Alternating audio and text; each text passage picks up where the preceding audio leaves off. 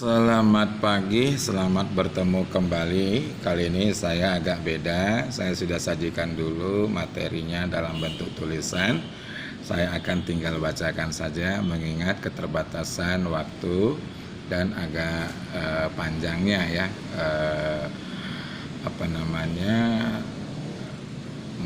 kontennya ini ya. Jadi kita sesuai dengan urutan kurikulum nanti kita bagi dua. Nah, kita masuk kepada rangkaian AC atau arus bolak-balik. Nanti itu kita akan mempelajari resistor, kemudian induktor, dan yang terakhir nanti kapasitor. Nah, untuk kali ini kita akan membahas resistor dan induktor. Nanti pada video berikutnya kita akan membahas yang namanya kapasitor. Nah, di sini di layar monitor Anda dapat melihat untuk resistor seperti ini gambarannya. Dia itu nanti sebuah resistor dihubungkan dengan sebuah sumber tegangan AC ya. Kalau dia punya lambang seperti ini, oke, itu AC ya, arus bolak-balik. Nah, lalu begitu nanti arus mengalir, maka kalau kita lihat pada osiloskop, dia akan membentuk sebuah gelombang dengan persamaan seperti ini. I sama dengan IM dikali sin omega T. Nah, jadi di sini diminta kepada kita semua untuk mengingat materi kita pada getaran dan gelombang. Karena ini bentuknya berbentuk gelombang sinusoidal. Nah, selanjutnya ketika sudah arus mengalir, maka kita bawa ke hukum Ohm. Nah, ketika kita masuk ke hukum Ohm, coba kita lihat, berarti nanti rumusnya tegangan pada resistor itu atau tegangan PAB itu besarnya I dikali R. Nah, I di sini itu adalah arus dalam bentuk gelombang sinusoidal. Sudah, jadi kalau kita masukkan maka kita peroleh IM dikali sin omega T dalam kurung kali R. Nah, lalu R-nya kita kalikan dengan IM. Maka terbentuklah tegangan PAB-nya seperti ini. Ya. Nah, lalu setelah kita sampai di sini ya, maka kalau kita buat dia dalam bentuk pasor, ini dia. Jadi pasor itu ya adalah gambaran grafik untuk besaran skalar ya, gambaran grafik untuk besaran skalar. Kalau misalnya dia besaran vektor, kita bisa buat grafiknya. Kemudian kalau dia besaran skalar secara umum agak sulit, namun bisa kita akali dan kita buat dia mirip seperti sebuah vektor, tetapi dia tidak vektor, namanya pasor. Ini dia. Oke.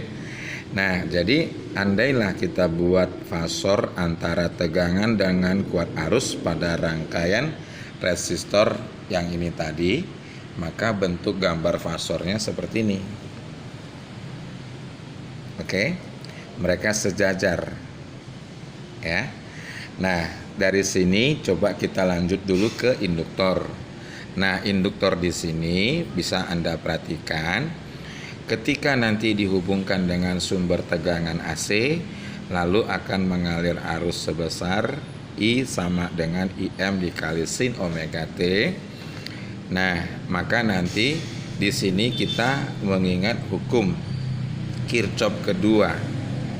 Ya, Kirchhoff kedua. Di mana Kirchhoff kedua mengatakan jumlah tegangan ya harus sama dengan 0. Ini. Oke. Kirchhoff 1 menyatakan jumlah arus yang masuk dan keluar dari titik cabang yang sama besarnya sama. Ya. Nah, kalau yang ini adalah hukum Kirchhoff kedua. Nah, jadi kalau kita ambil Kirchhoff kedua, berarti nantinya kita akan menuliskan V ditambah GKL. V di sini adalah V dari induktor. GGL di sini adalah punya AC. Nah, lalu kalau kita masukkan dia tadi, kita dapati inilah hasilnya. Di mana GGL itu kan nilainya adalah minus L dikali DI per DT. Nah, setelah kita masukkan, lalu ingat, bentuk arus itu adalah sinusoidal. Jadi nanti dengan begitu V sama dengan L dikali D turunan pertama dari IM sin omega T terhadap waktu. Ingat ya, saya ulang cara bacanya. Turunan pertama IM sin omega T terhadap waktu. Nah, hasil turunan dari sinus adalah cos. Ya, bisa Anda lihat ini dia. Dengan catatan omeganya kasih di depan dulu. Nah, lalu kalau kita lihat bentuknya ya seperti ini.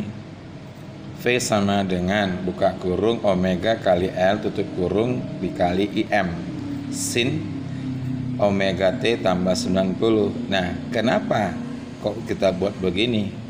Ingat ya, cos omega T dengan sin omega T tambah 90 nilainya setara. Ya, nilainya setara. Nah, jadi dari sini terlihat ya, setelah kita masukkan ke dalam persamaan PM sama dengan P sama dengan PM dikali sin omega T tambah 90, maka terlihat fasornya berbeda dengan resistor tadi.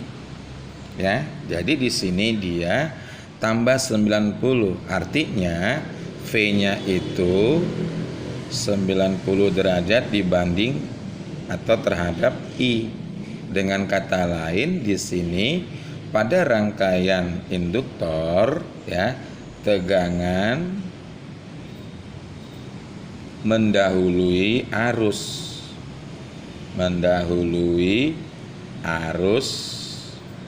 sebesar 90 derajat atau V per 2. Ini dia. Inilah yang membuktikan fasor tegangan dengan kuat arus pada rangkaian induktor itu berbeda atau selisihnya 90 derajat dengan catatan tegangan lebih dulu berjalan baru kuat arus menyusul. Itu artinya dari pembacaan fasor ini. Oke, sampai di sini saja dulu. Nanti kita akan bertemu pada video selanjutnya yang khusus membahas untuk kapasitor. Demikian saja, terima kasih.